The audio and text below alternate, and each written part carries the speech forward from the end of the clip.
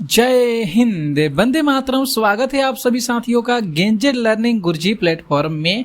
तो हम लोग यहाँ पे डेली बिहार टीचर एग्जाम से रिलेटेड प्रैक्टिस प्रश्नों को कर रहे हैं। कल के भी क्लास में हम लोग बहुत ज़्यादा इम्पोर्टेंट प्रश्नों को किए थे और प्रीवियस ईयर के प्रश्न किए थे।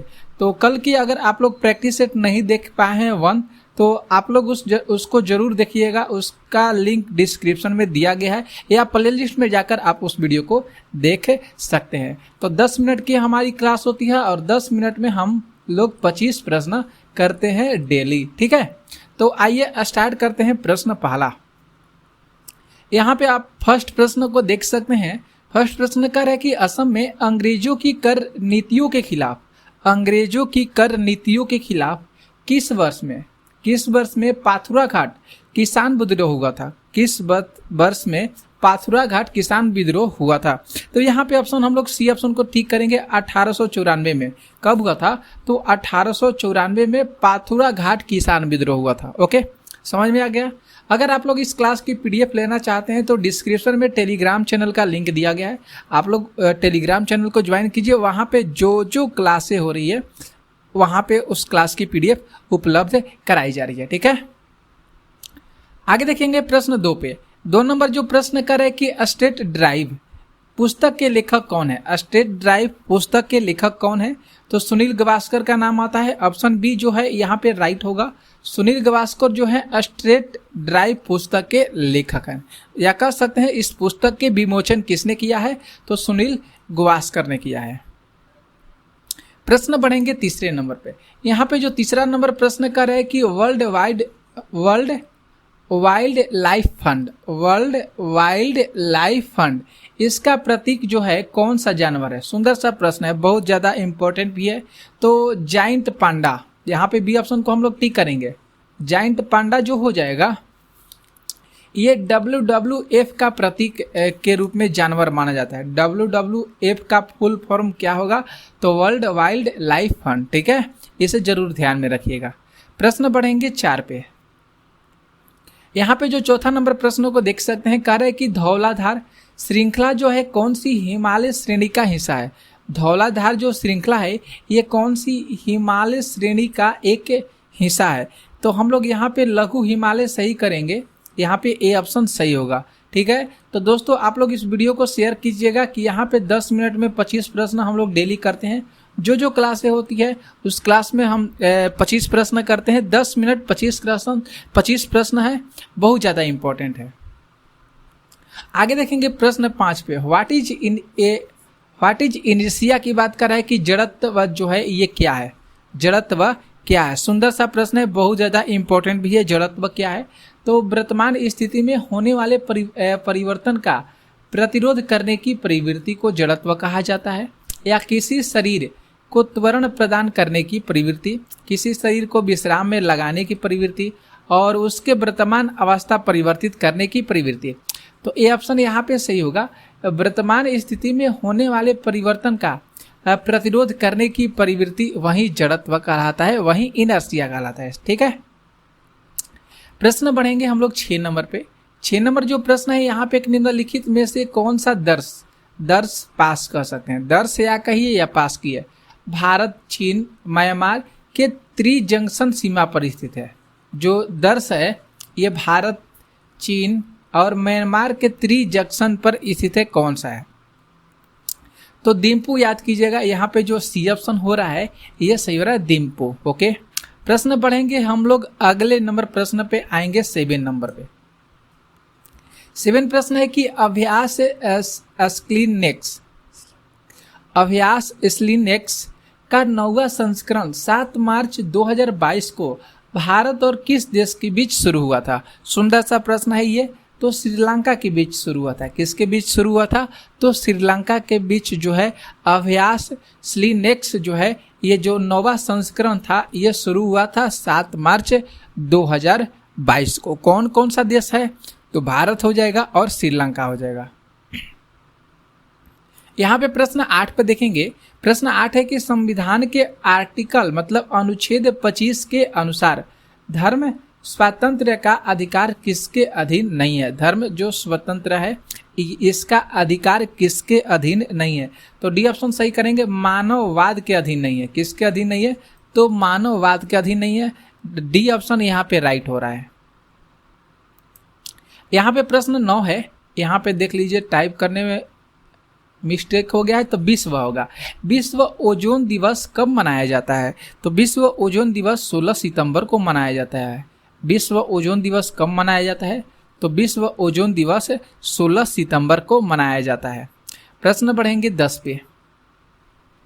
10 नंबर जो प्रश्न है कि 1857 के विद्रोह के दौरान बहादुर शाह ने किसे साहब ए आलम, बहादुर शाह ने किसे साहब ए आलम बहादुर का खिताब दिया था? साहब ए आलम बहादुर का खिताब दिया था। तो बख्त खान को दिया था। किसको दिया था? तो बख्त खान को दिए थे। अगला जो प्रश्न देखेंगे 11 नंबर प्रश्न कह रहा है कि आनुवांशिक रूप से समान व्यक्तियों के बीच प्रत्यारोपण को क्या कहते हैं? आनुवांशिक रूप से समान व्यक्तियों के बीच प्रत्यारोपण को क्या कहा जाता है? तो आइसोग्राफ्ट कहा जाता है। उसको क्या कहा जाता है? उस प्रत्यारोपण को, तो उस प्रत्यारोपण को आइसोग्राफ्ट कहा जाता है। तो जितने भी साथी जुड़ेंगे, देखेंगे इस वीडियो को, तो आप लोग से निवेदन है कि आप लोग इस ग्रुप को, जो चैनल है, इसको सपोर्ट कीजिएगा और आपके पास जो भी ग्रुप होंगे उसमें इस वीडियो को शेयर जरूर कर दीजिएगा। आपकी तैयारी बहुत अच्छे तरीक़ा से इस चैनल के माध्यम से हो जाएगी।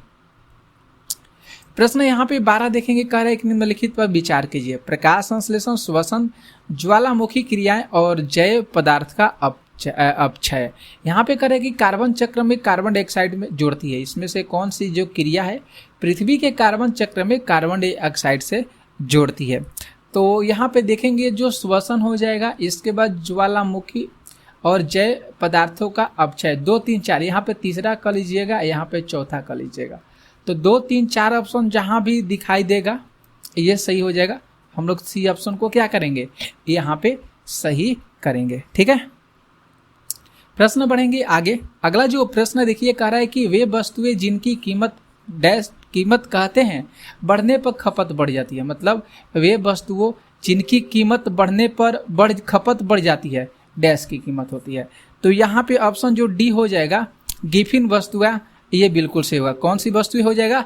तो गिफिन वस्तुएं हो जाएगी। ठीक है, प्रश्न पढ़ेंगे हम लोग आगे ना। अगला जो प्रश्न होगा, यहाँ पे जो 14 प्रश्न है, देखिए कह रहे हैं कि चिकित्सा के क्षेत्र में पहला नोबेल पुरस्कार 1901 में टीके की खोज के लिए दिया गया था। 1901 में टीके की खोज के लिए दिया गया था नोबेल पुरस्कार।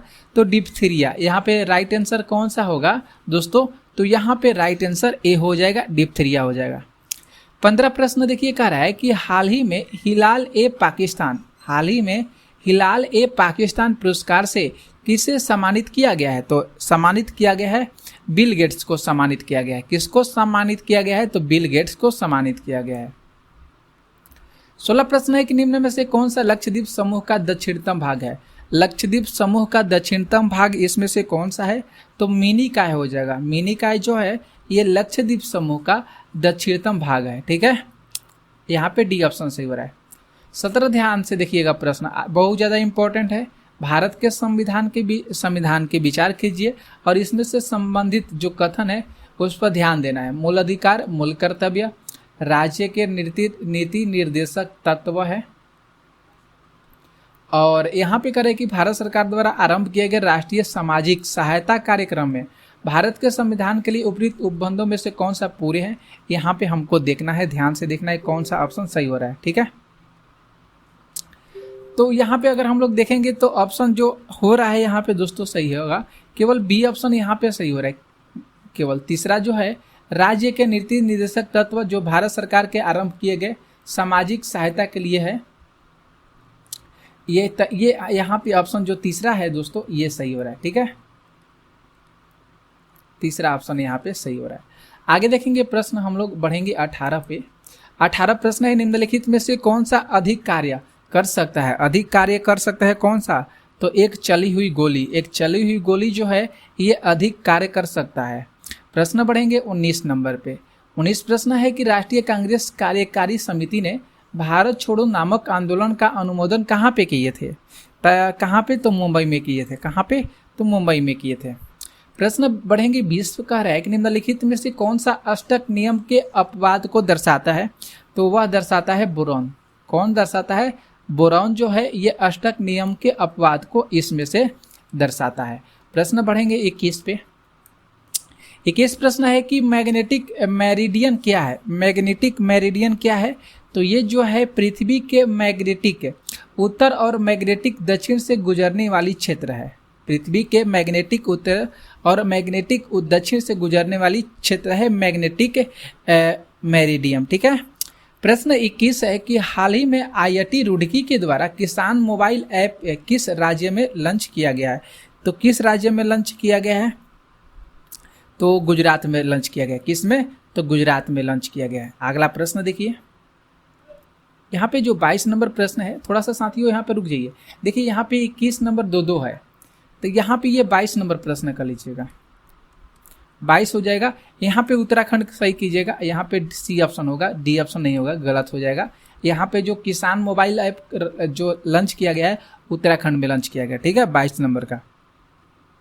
यहाँ पे 23 नंबर प्रश्न है। 23 नंबर प्रश्न है कि UNA के उस प्रमुख अंग की पहचान करें जो 1994 में निलंबित हो गया था। तो वह था न्यायशीता परिषद। न्यायशीता परिषद जो है ये 1994 में यह निलंबित हो गया था। अगला प्रश्न है यहाँ पे है 24। ये जो प्रश्न है 24 प्रश्न है कि लुजान की संधि वर्ष 1923 में किन 2 देशों के बीच हुई थी? लुजान की संधि तो ये जो है तुर्की और यूनान के बीच हुई थी। किसके बीच? तुर्की और यूनान के बीच। अगर आप प्रश्न देखेंगे हम लोग 25 है कि एशियाटिक बब्बर शेर का निवास कहाँ है? तो एशियाटिक बब्बर शेर का निवास गिर वन में है। कहाँ पे है? गिर वन है। और एक लास्ट प्रश्न है 26 प्रश्न है कि चंद्रमा की सतह पर चलने वाला मानव चलित वाहन कौन सा है? तो वह हो जाएगा लूनार रोवर। ठीक है, तो 10 मिनट में हम लोग आज की क्लास में 26 प्रश्न किए। कैसा लगा वीडियो जरूर कमेंट करके बताइएगा, लाइक कीजिएगा इस वीडियो को और शेयर भी जरूर कर दीजिएगा।